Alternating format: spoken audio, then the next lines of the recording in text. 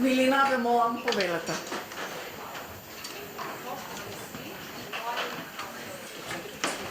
Hvala. Poštovani svi, moje ime je Milina Dorić, ja sam advokat iz Novog Sada, Republika Srbija. Za početak moram da izrazim veliku zahvalnost organizatorima, hvala svima što ste ovde u publici.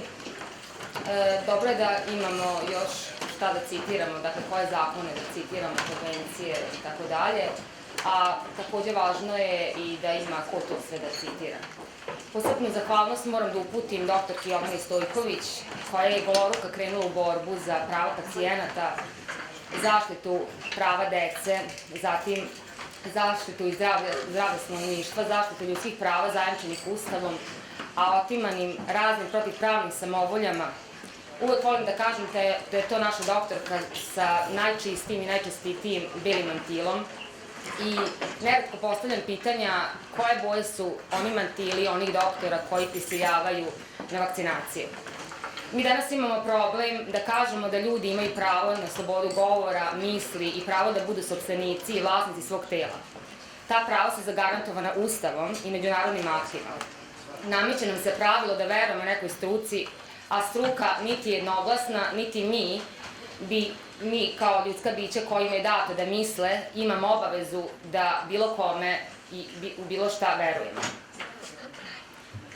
Pored toga, kroz istoriju imamo mnogo primjera da se upravo za ono što se smatralo opštim poznatim činjenicama ili onim što je struka i nauka proglasile kao tačnost i istinu, na kraju ispostavilo da nije tačno, a često se dešavalo da su oni koji su ukazivali na drugačije mišljenje i drugačije dokaze bili proganjani, šikanirani, da bi se na kraju ispostavilo da su ipak bili u pravu. To se dešava i danas.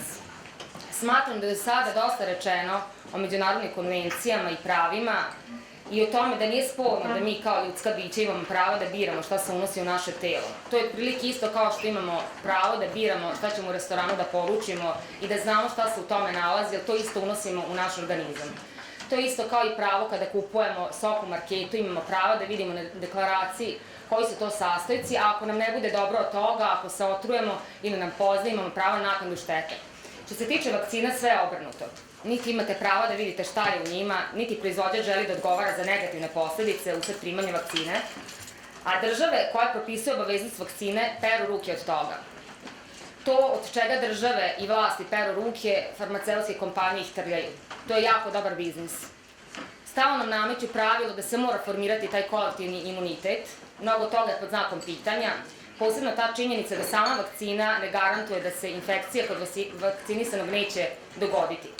Bez obzira na to, nameće se obaveza zdravima da se vakcinišu kao obaveza prema društvu, a posebno kao obaveza prema onim ljudima koji uglavnom iz zdravstvenih razloga ne mogu da se vakcinišu. To su najvećim delom ljudi sa autoimunim bolestima koji ili zbog same terapije ne mogu da se vakcinišu ili sama vakcina ne bi imala očekivan efekat na njih. Princip ekvivalentnosti u pravu u ovom kontekstu najlakše će objasniti upravo kroz ovaj primer. Za početak ne zamerite mi što ću na trenutke ući u medicinske segmente, jer ja drugačije ovaj problem ne mogu da objasnim. Iako sam pravnik, dakle, morat ću malo da pričam i o tom segmentu. Krenula bih sa konkretnim primerom. Dakle, za primer uzimam sledeće.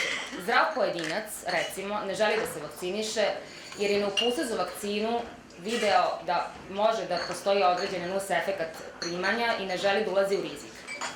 Dakle, čovek neće da rizikuje i ne želi da se vakciniše, svaki pojedinac ima to pravo, dakle, da se ne izlaže riziku. To je njegovo ljudsko pravo. Tog čoveka ne možemo imenovati sa X radi lakšeg prikaza, a sa druge strane imamo čoveka koji ima neku, recimo, od autoimunih bolesti. Govorimo o 7% stanovništva cele, dakle, svetske populacije, te shodno tome na nekoj, recimo, od imunosupresivne terapije ili na biološkoj terapiji, jer je to način lečenja savremene konvencionalne medicine što se tiče autoimunih bolesti. Tog čoveka možemo nazvati, radi lakšeg prikaza, sa Y. Uzimam namerno primer čoveka, to je ljude sa autoimunim bolestima, jer po procentima njih ima sve više i više i oni su uglavnom svi na terapijama i imunitet im je izuzetno slab, a samo lečenje traje dugo, obzirom da se smatra da su autoimune bolesti neizlečive. Kada se govori o kolektivnom imunitetu, neretko se misli da je isti taj imunitet neophodan baš upravo zarad zaštite ljudi kojima je imunitet slab i koji su prijemčivi za razne bolesti, tačnije osetljiviji su na zaraze I zdravima se stalno nameće opasnost da će upravo ovim licima kojima je imunitet slab ugroziti zdravlje ako se ne formira taj kolektivni imunitet. Dakle, zdravima se nameće jedna obaveza da moraju da se vakcinišu i da se formira taj kolektivni imunitet, jer postoje ljudi kojima je imunitet narušen.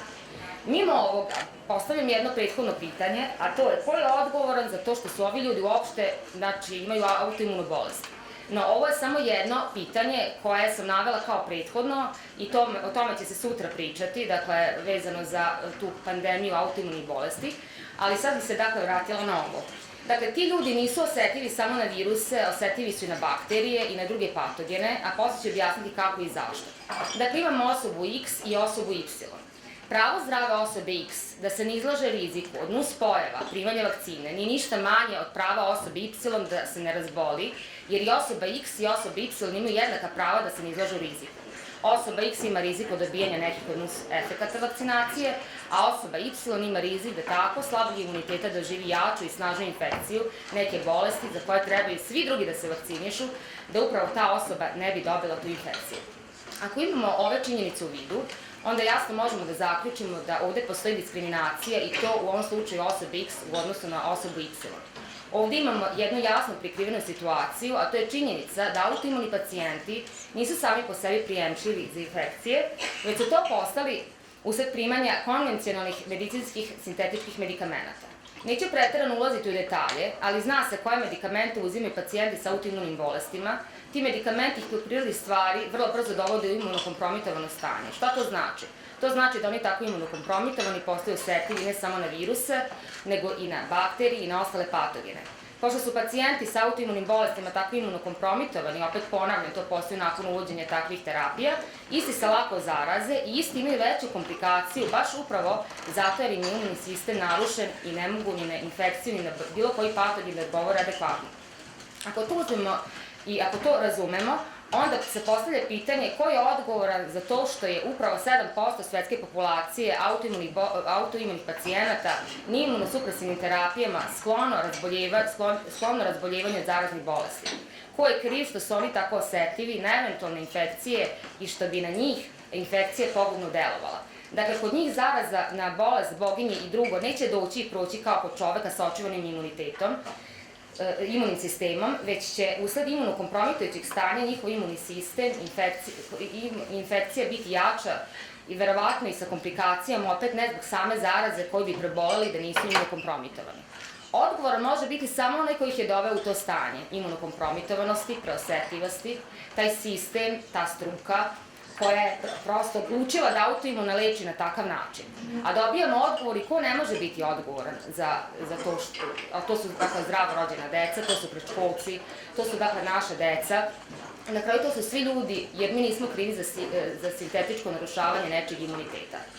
Dakle, zdravo rođena deca nisu autoimune pacijente, 7% svetske populacije kojih je sve više i više dovela u rizik za dobijanje infekcija. Pošto deca zdravo rođena nisu odgovorna za taj rizik, onda ne mogu biti ni odgovorna, niti snositi bilo kakve obaveze formiranja tog kolektivnog imuniteta. Ovo pravilo odgovornosti za stvoren rizik je opšte i važi svuda. Nijedno dete ne može biti nosilac nikakvih obaveza formiranja kolektivnog imuniteta. To je nepostojanje obaveza i opšti princip. Vi da bi nekog na nešto obavezali, neophodno je prvo da postoji pravni osnov, a to što je neko preosetljiv na viruse, gljivice, patogene usled primene nečega, to, dakle, nije razlog da svi drugi ispaštaju. Opšte je poznato da su lica, pacijenti koji su na, recimo, hemoterapijama, biološkim terapijama i drugim imunosupresivnim terapijama izuzetno osetljivi na sve viruse, jer sam mehanizam delovanja tih medikamenata upravo radi na tom principu. Moramo razumeti da 7% svetske populacije ima neko od autoimunih bolesti. Dakle, uzimajući takav broj u obzir, i uzimajući u obzir da taj broj pacijenata rapidno raste, a imajući u vidu onih 95% koji se traži za obuhvat vakcinacije, onda možemo da shvatimo da vremenom, dakle, taj kolektivni imunitet i neće moći da se formira, upravo iz razloga što ima sve više onih koji zbog određenih, tih nuspojava svog samog načina lečenja i terapija neće moći da se vakcinišu, a bit će sve više i više osetljivi na zarazne bolesti. Želela sam zapravo reći da u današnje vreme kada stopa obolelih rapidno raste, ne možemo očekivati da će se kolektivni imunitet ojačati, ako imamo u vidu broj ljudi koji je konstantno na medikamentima koji upravo taj imunni sistem obara. U tom kontekstu danas govorimo o pravima zdravlja, jer zdravi imaju opravdanja za svako dovođenje u pitanje razloga tolikog broja upravo tih autoimunih bolesti. Možda zdrav neće i ne želi da se razboli upravo od one bolesti koju imaju ona lica zbog kojih svi zdravi moraju da formiraju taj kolektivni imunitet. Ova tema je najvažnija tema u svetu i kod vas u Makedoniji i kod nas u Srbiji. Mislim da nema važnije teme od ove, ne da mislim nego znam. Želim da napomenem da sam ja u ovu borbu ušla, uslovno rečeno nedavno, ali sam pratila sve ovo vrlo pomno i moram da vam kažem da sam mnogo borilačkih veština zapravo naučila od doktorke Jovane Stojković. Ona je jedina doktorka koja je svoje radno mesto rizikovala zarad zdravlja srpske dece, rizikovala je svoje radno mesto, svoj posao, svoju licencu zbog teme o kojoj ne pričaju ni oni koji imaju po 6-7 pozicija, funkcija i isto toliko izvora prihoda. Doktorki Jovani Stojković zbog vršenja dužnosti prete oduzimanjem dužnosti. Dakle, ona je štitila prava pacijenata i zbog toga je prete oduzimanjem posla i licence i tako dalje. Protivpravne zakonite, u silne pritiske, ali bez osnova. Ne znam šta je monstruoznije, da li ne dati pacijentima njihova prava ili šikanirati doktorku koja zastupa upravo ta prava. Vi recimo u krivičnom pravu imate princip prezumcije nevinosti, da niko nije kriv dok se suprotno ne dokaže. Imate princip da recimo kada uhvatite lice da vrši krivično delo, obije i tako dalje, on nije kriv dok se to ne dokaže. A ovdje imamo decu koja su od starta odgovorna za formiranje kolektivnog imuniteta i ukoliko dođe do epidemije smatra se bez dokaza da su krivi, oni koji govore o pravima na izbor, pravima pacijenata, oni koji ne žele da rizikuju i oni koji iz tog razloga ne žele da prime vakcinu, za njih ne postoji prezumcija nevinosti i ne važe pravila da niko nije kriv dok se suprotno ne dokaže, tu se ništa ne dokazuje. Struka neka tako kaže. Veliki su oni doktori koji zaista čestito štite prava pacijenata, to su hrabri borci čijim će imenima jednog dana biti ispisana moderna istorija medicine. Znate, nije dovoljno samo obući lekarski mantil i okačiti stetoskop oko vrata, taj mantil ne bi trebao niko da ukalja ni da uprlja. A danas je postalo sve teže taj mantil održavati tako da ne bude čist i čestit i beo. Doktori, čuvajte svoje mantile, doktorske mrlje sa belog se ne skidaju. Doktor mora biti savestan, nezavistan, nepodmitljiv, nepotkupljiv, a novac nije jedino sredstvo sa kojim se doktor može potkupiti. Tu su i razna napredovanja, titule, zvanja, razna privilegije i putovanja. Završila bih ovo izlaganje sa rečenicom koju sam čula od jedne osobe koju mnogo volim, a to je da smo svi mi ljudi, a da je retko ko čovek. Zato budimo čvrsti i istreni u ovoj borbi, jer mi smo svi jednaki pred zakonom, ustavom i pravima. Za pravo slobode se treba boriti. I davno smo se za to izborili, ali očigledno da treba da se i dalje borimo. Smatram da je to izuzetno monstruozno u ovom današnjem vremenu, kada mislimo da smo neka fundamentalna osnovna prava, da smo se za neka fundamentalna prava izborili.